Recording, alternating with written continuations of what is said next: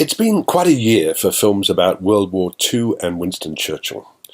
Hard on the heels of Churchill, Brian Cox playing the PM at the time of D-Day, and Dunkirk, comes Joe Wright's Darkest Hour, which explores how Churchill became Prime Minister. Gary Oldman, under a ton of makeup, plays Churchill very effectively indeed, making much of the man's eccentricities: constant cigar, ever-present glass of whiskey, champagne and fried breakfast in bed. A scene in which his wife Clementine, Kristen Scott Thomas, complains that domestic bills have been left unpaid, seems to suggest that the great man was also prone to carelessness. The film, based on an original screenplay by Anthony McCartan, who previously scripted The Theory of Everything, begins in early May 1940. Hitler is studying maps of England, while Britain's ruling Conservative Party, under ailing Prime Minister Neville Chamberlain, Ronald Pickup, are discussing a wartime coalition with Labour under Clement Attlee. But Labour insists that Chamberlain must resign. His obvious successor is Viscount Halifax, Stephen Delane, the Foreign Secretary, who shares Chamberlain's conviction that peace talks with Hitler must be entered into as soon as possible. This is a position Churchill, who through the 1930s has warned about the dangers of German rearmament, strongly opposes. King George VI, an electrifying Ben Mendelsohn, would prefer Halifax to succeed Chamberlain, and the film basically depicts how the King and the PM gradually come to respect one another. I believe we are to meet regularly. Once a week, I'm afraid. How are you for Mondays?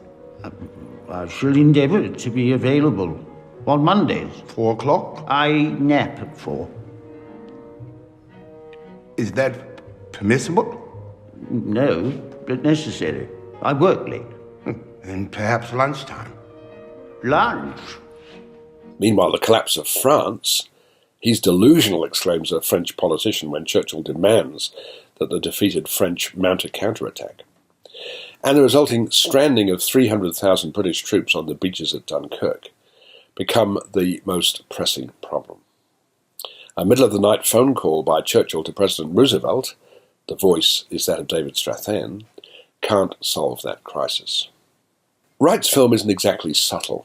The story of those alarming days in May unfolds in very broad strokes, and some devices were used to similar, if not better, effect in Churchill. For example, the presence of an adoring but fearful new secretary, Lily James, employed to type Churchill's dictation, while worrying about a close relative who's fighting at the front. The worst example of this blunt approach comes in a wholly fictitious scene in which Churchill, unaccompanied by minders, takes a London tube train and chats to ordinary Londoners, asking them what they think of the situation. Armed with this street-level opinion poll, he is, according to this scenario, given the strength to face a mostly hostile cabinet and pursue his uncompromising policies. This sequence is simply not believable, and its presence in an otherwise intelligent screenplay is inexplicable. But Oldman is very fine as Churchill, both in terms of voice and presence. Pickup's dying Chamberlain is a surprisingly moving character, and whichever casting director thought of Ben Mendelsohn to play the King deserves some kind of special award because he's terrific.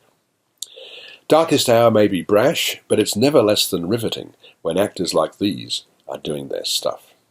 I'm giving it 3.5 stars.